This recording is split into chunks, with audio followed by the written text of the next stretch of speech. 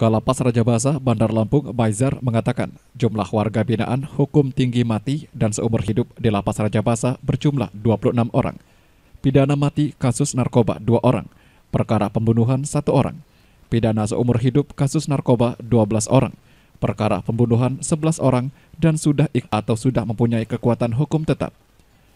Dikatakan Maizar kepada warga binaan yang dikenakan hukuman mati dan seumur hidup diberikan pembinaan khusus, seperti pembinaan kepribadian dan kemandirian dan pembinaan keagamaan.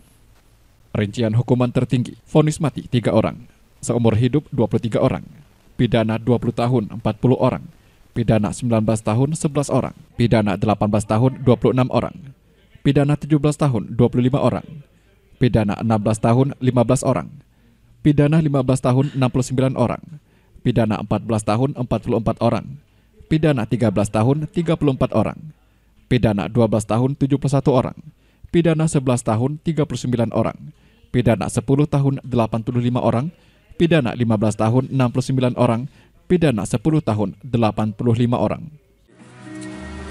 Pidana mati itu ada 3.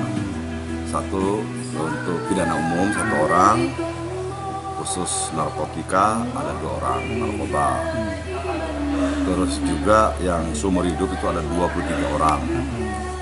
Pidana umumnya ada 12 orang, narkobanya ada 11 orang. Bang, kita ada pembinaan khusus nggak sih Bang untuk terpidana mati ya Bang? Iya, baik pidana mati maupun seumur hidup, kita melakukan pembinaan pada mereka ini lebih menekankan kepada pembinaan kepribadian. Artinya mereka lebih pendekatan kepada keagamaan, sholat, mengaji, juga kegiatan-kegiatan yang lain juga, wawasan kebangsaan, ya. Tapi lebih penting kita kepada pendekatan kepada keagamaan, ya, mendengar ceramah. Tujuannya apa? Agar mereka juga menyadari kesalahan, juga bertobat.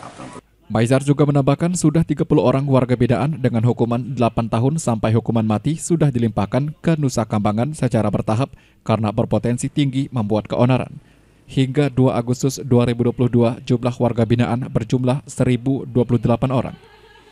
Untuk eksekusi bagi terpidana mati dikatakan Maizar bukan wewenang dari lapas, namun kewenangan dari pusat untuk dilakukan eksekusi, dikarenakan lapas hanya tetap menitipkan dan pembinaan bagi warga binaan. Terpisah, Humas Pengadilan Negeri Tanjung Karang, Dedi Wijaya Susanto mengatakan, kedua warga binaan yang dijatuhi hukuman mati diantaranya Muhammad Nanang Zakaria alias Banteng bin M. Yasin, M. Razif Hafiz bin Hafiz. Keduanya keterlibatan kasus kepemilikan narkoba dalam jumlah besar, yakni kepemilikan 92 kg sabu. Namun pada upaya hukum tingkat banding di PT Tanjung Karang membatalkan keduanya dari hukuman mati dan dijatuhkan hukuman seumur hidup.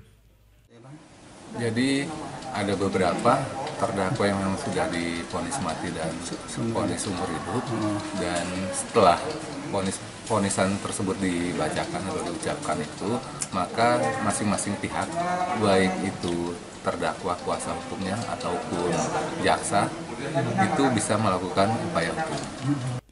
Abdul Basir Harahap alias Andre Louis bin Padang Bolak Harahap yang divonis seumur hidup Pengadilan Negeri Tanjung Karang dikabulkan PT Tanjung Karang. Ia bersalah memiliki 6 kg lebih sabu dan daun ganja kering seberat 247,06 kg. Ketiganya masih melakukan banding ke Mahkamah Agung. Leo Dampiari melaporkan.